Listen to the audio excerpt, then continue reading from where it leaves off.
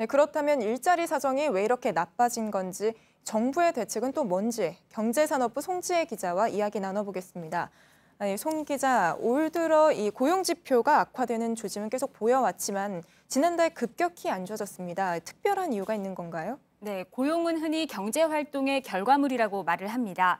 경기가 좋아서 투자와 소비가 활발하게 일어나면 일자리가 자연히 늘죠.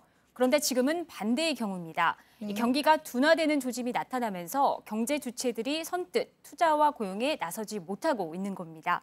앞서 보신 대로 자동차와 조선업의 구조조정 여파가 지속되면서 지난달 제조업 취업자 수만 약 13만 명 줄었습니다. 지난달 자동차 수출도 1년 전보다 13.5%, 선박은 무려 73.4% 줄었습니다.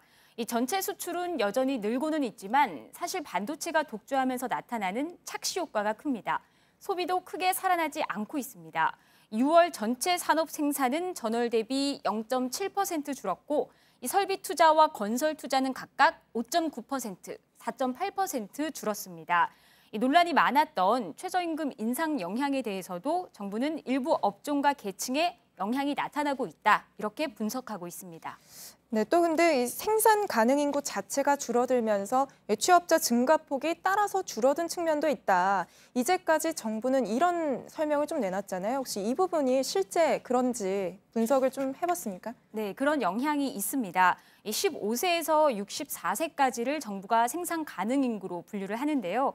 지난해 8월부터 이 인구가 지속적으로 줄고 있고 그 폭도 점차 커지고 있습니다. 다만 이달엔 인구 변화의 영향을 받지 않는 고용률까지 떨어져서 단순히 인구 탓이다라고 하기는 어려워졌습니다. 고용률은 15세 이상 중에 취업자의 비율인데요. 7월은 61.3%로 1년 전보다 0.3%포인트 떨어졌습니다. 이것도 3년여 만에 가장 많이 떨어진 겁니다. 그렇다면 여러 요인이 겹쳐져서 이렇게 고용 지표가 악화됐다는 건데, 그렇다면 하반기에도 상황은 나아지지 못할 것으로 보이네요. 네, 하반기 전망도 그리 밝지는 않습니다. 지난달 취업자는 1년 전보다 5천 명, 0.0% 늘었는데요. 일부에선 하반기에는 금융위기 직후 때처럼 마이너스, 즉 이 취업자 숫자 자체가 줄어들 수 있다, 이런 우려까지 하는 사람도 있었습니다.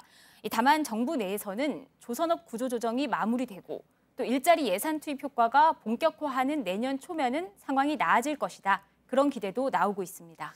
네, 그런 기대도 일각에선 나오곤 있지만 이 고용 쇼크라는 말까지 나온 만큼 정부가 서둘러 대책을 세워야 할 것으로 보이는데, 정부 대책으로 나온 건 좀 있습니까? 네, 고용 상황이 악화되면 아무래도 이 취약계층이 가장 먼저 타격을 받습니다. 그 충격을 줄여주기 위해서 일단 재정을 더 풀 계획입니다. 일자리 사업의 속도를 높이고 실업급여도 현재 평균 임금의 50%에서 60%로 늘리는 등 사회 안전망도 확충을 할 계획입니다. 또 내년 정부의 총 지출 규모도 당초 계획보다 늘릴 방침입니다. 다만 이런 재정 대책의 효과는 일시적인 이 충격 완화에 그칩니다. 결국은 민간에서 새로운 일자리가 많이 만들어져야 하는데요.